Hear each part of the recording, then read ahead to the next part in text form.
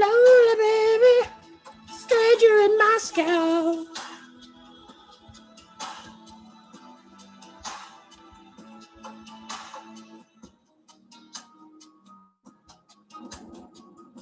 There we go. YouTube was a much better choice to go live on YouTube instead of Facebook. Fuck Facebook. All right, let's go. Let's start. And Shamir Khan. Song is Stranger in Moscow by Michael Jackson. And here we go. Here we go. I should look more spiritual. I'm going to put on these beads here. No, I'm going to put on one of these more minor spiritual necklaces. Let's do the metal one. Let's be a metal.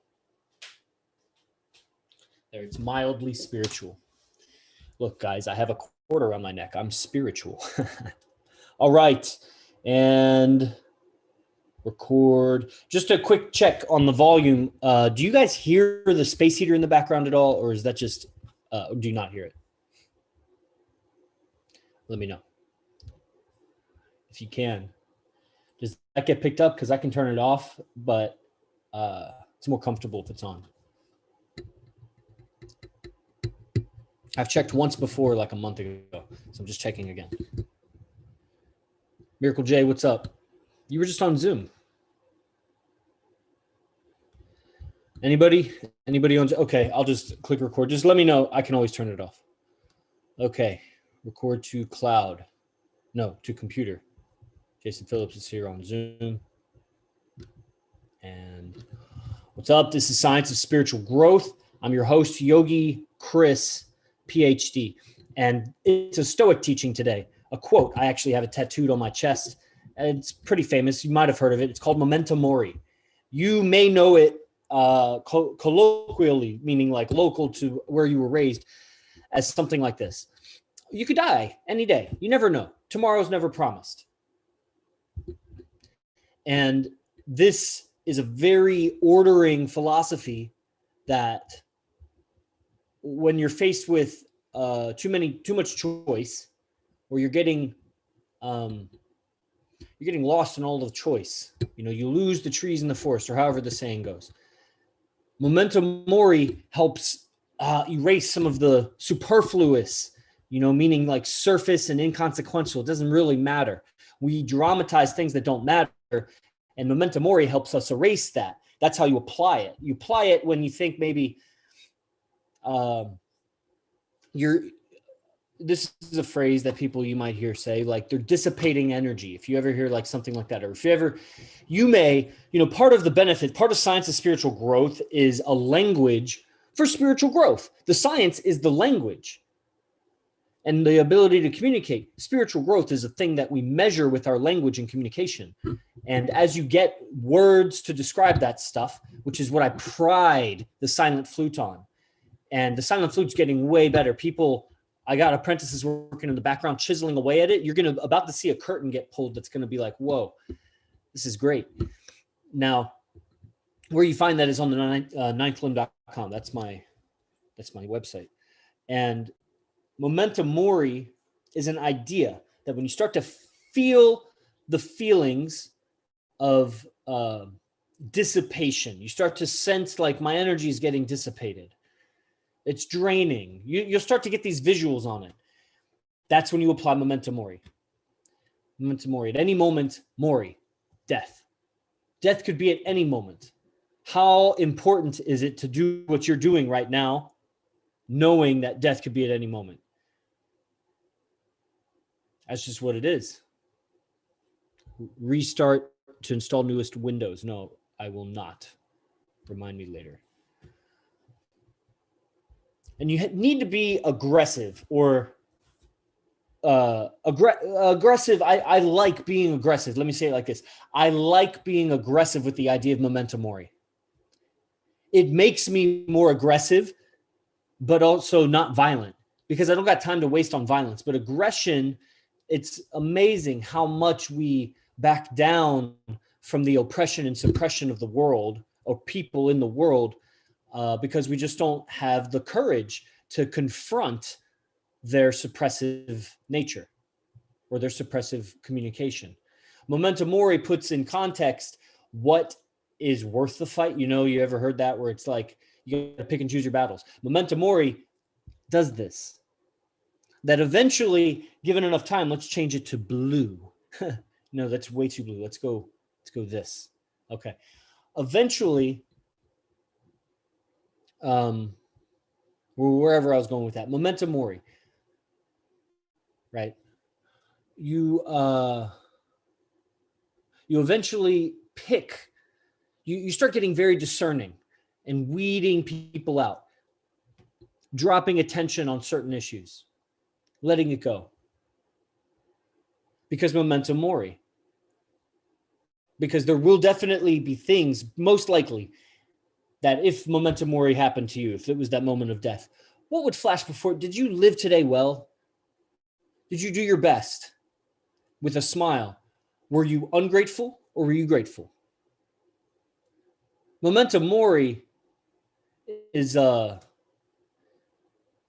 finding a way to make things for you instead of to you. Because death happens, and if you were given another chance to come back and just go right where you were, insert right where you left, but alive and well, you were just given a second chance, you would find a way to make whatever's happening for you in a way that was imbued with gratefulness, appreciation, like love of your moment. When they talk about unconditional love, Memento Mori is kind of like that. It's kind of with a more fati also in there, but it's a love of the moment that you are experiencing, because love, whatever you're calling it, is some kind of internal experience that you're naming as love. And maybe it's many experiences, maybe it's a range of experience, or it's fleeting experiences, whatever it is, but it's something internal that you sense and you call it love. And unconditional love would be whatever I'm going through, whatever situations are in life, whatever my communication lines are like, whatever is stirring and churning in me, I have love and appreciation for this moment. Because if I was to die and given a second chance, this wouldn't be so bad. And if you don't have it bad, you would see where you're not being grateful enough for what you do have right now.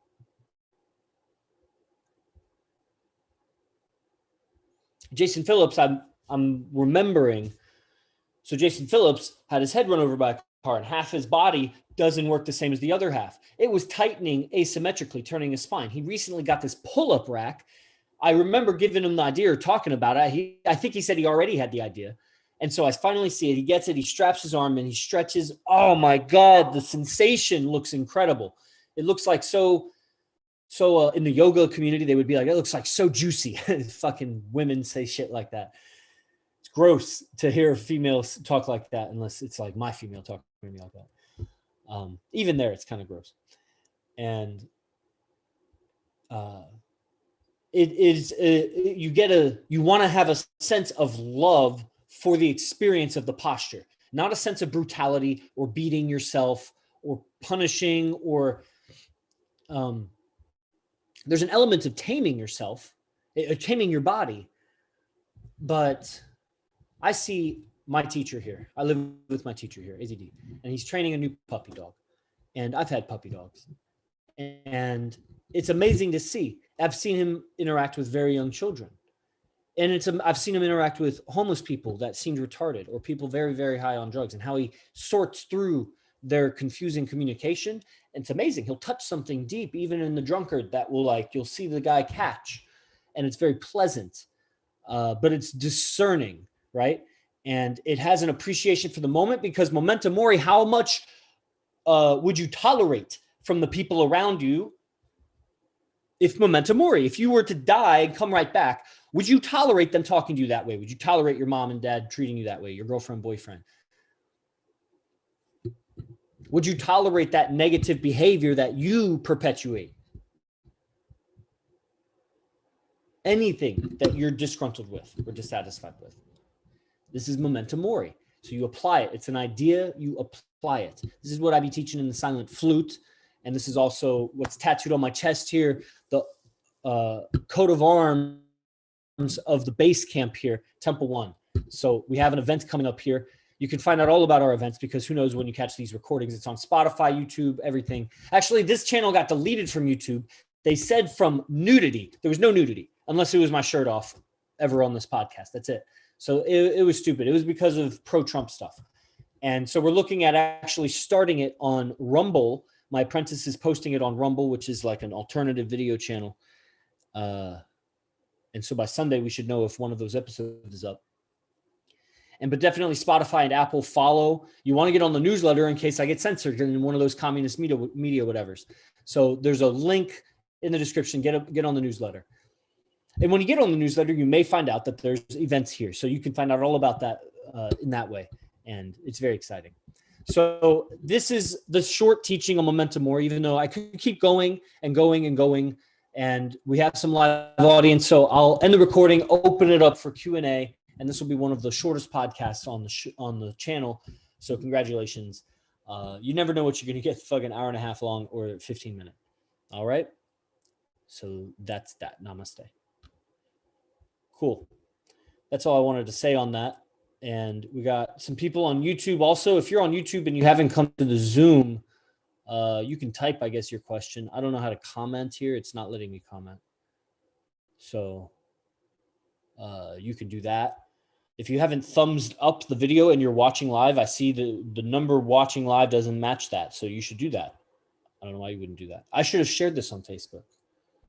That's what I'll do. All right. So if you got anything, if you're on Zoom, you can unmute. You don't have to show your video, or you can type it. Comments or questions.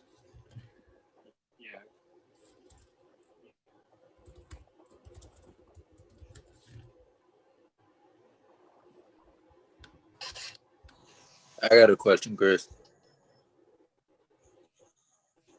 Can you hear me? Yeah, do you hear me? Go ahead. Yeah. How do you constantly bring yourself back to the concept of Memento Mori to make sure, I guess, you're getting the most out of life or living in a way,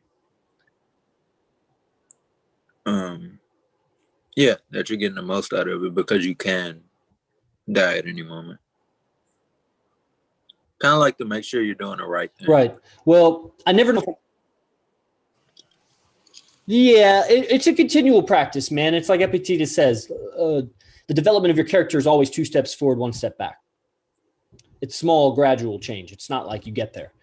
And so daily, applying Momento Mori in the morning journal, resolving your thoughts through the lens, applying your mind to look at your thoughts through Momento Mori and rewriting, you could say, any negativity that you had thought through the perspective of Momento Mori. It's daily at reinterpreting your negativity through Momento Mori. And then, because what you're asking is, how do I apply it more, is you need it to conjure up more.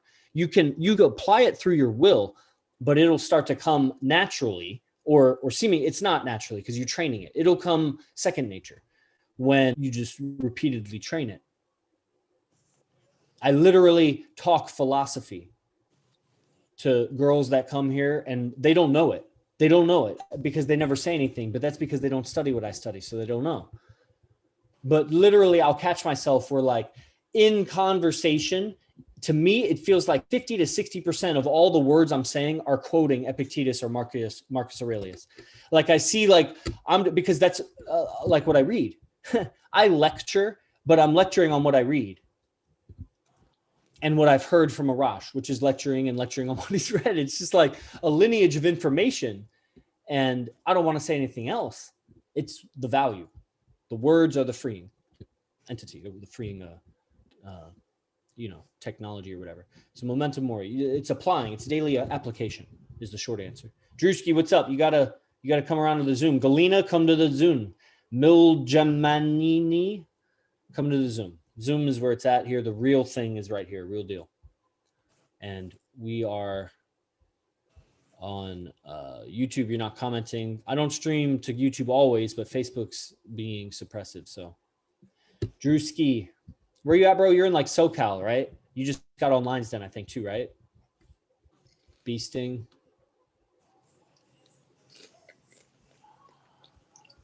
Josiah says, my quote number 24, I sent a document to all the beasts in the beast camp with my 30 top stoic quotes.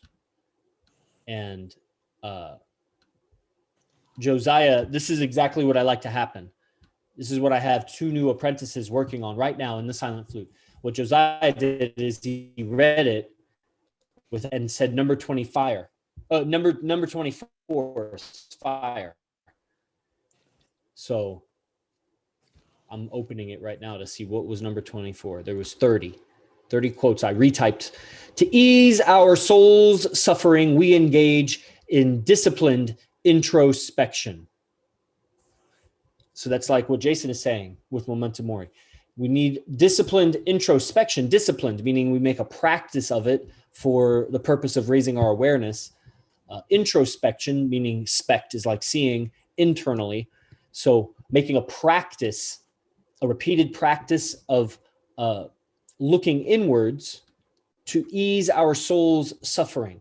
And our soul is suffering, because of our mind. We're getting lost in our mental constructs about things. And so we ease our soul suffering by introspecting.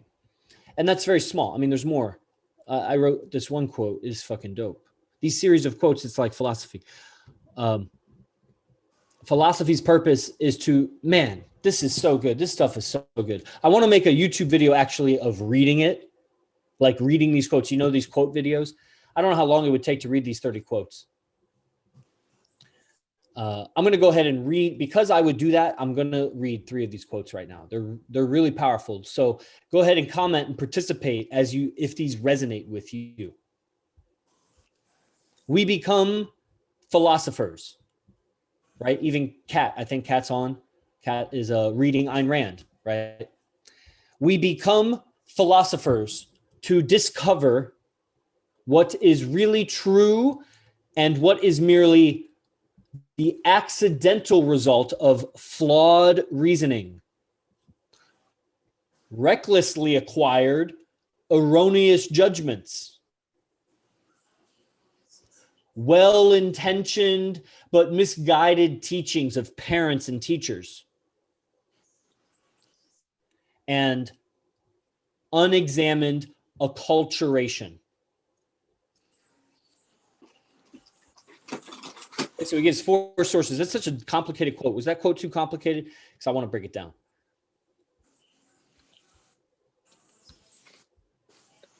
Yes, it was too complicated. No, it's perfect. Got it. Okay, cool. Yeah, I tried to slow it down, like to understand it. Next one, philosophy. Why I like these 3 is because they all kind of start off with like what philosophy is, kind of thing. That's why I think these 3 are super powerful. Next one, philosophy's purpose is to illuminate the ways our soul has been infected by unsound beliefs, untrained, tumultuous desires, and dubious life choices and preferences that are unworthy of us. Okay, so it's heavy, right? It's heavy. Tears come out hearing this. Right on, Andrew Valencia. Right on. Last one. Philosophy's remedy. This one I kind of bastardized the quote because there was a middle part because I put these together. Okay, here it is. Philosophy's remedy is the unblinking excavation of the faulty and specious premises. Specious meaning like unsound, not making sense. The faulty and specious premises on which we base our lives and our personal identity. The unblinking excavation of the faulty and specious premises on which we base our lives. Philosophy's remedy. So that's going to hurt. That's going to hurt when we discover the specious foundations of our life and our identity. I remember Jamie Galena saying something like that in Lions Den. He's like, I'm tired of bullshitting. I'm tired of this. I'm tired of these weaknesses. I'm tired of this. That's called awakening to your own weakness. And philosophy is the examination of that and what to do with it. How are you going to change it? The Lion's Den is stoicism, but it's updated to the modern times because there's not much stoicism on like, social dynamics, and it's really ancient. And most of it was burned anyway, so we don't have much. Maybe they did have stuff on that. Well, what if Epictetus was a player and he had like the player's manual, the Stoics Guide to playing a game, and but it got burned by the Catholic Church, or they probably got it stowed away in the fucking Vatican vault. Epictetus's guide, the Kama Sutra of a guy with a lame leg, right? That'd be so fucking dope. Okay, so this is if you ever did a boot camp or beast camp, you got this document. If you want this, it's also in the Silent Flute. If you're in the Silent Flute, it's in the book notes folder, which is in the lectures folder. And anything else? Is there anything else you guys would like? I have until 6.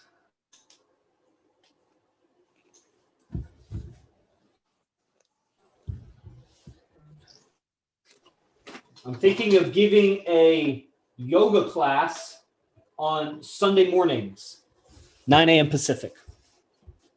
I've had one request. It would be a 30-minute class. If anyone here is interested, committed and interested, not just like, that sounds interesting, interested, like you want to show up to a Zoom call ready to stretch and breathe, interested, then comment yes so I can gauge. Katarina says yes.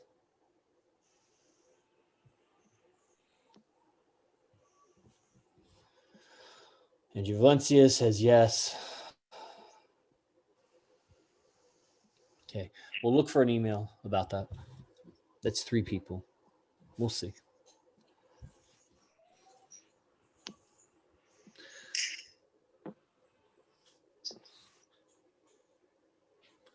Jason, are you unmuted for a reason? Or do we just end this? Let's see if there's anything on YouTube.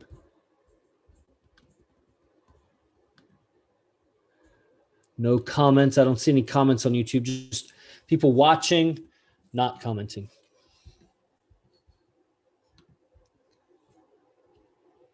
Okay. That's the end of it then. All right, join the Silent Flute. If you're not, that's ninthone.com. We got Beast Camp coming up, or not a Beast Camp, sorry. Tribal Council coming up. It's going to be a Beast Camp. It's going to be a beast of a Tribal Council. And I think I've announced it all. So thanks for showing up. I'm sure you got something from it, really. So you're welcome also for that. But great. Os.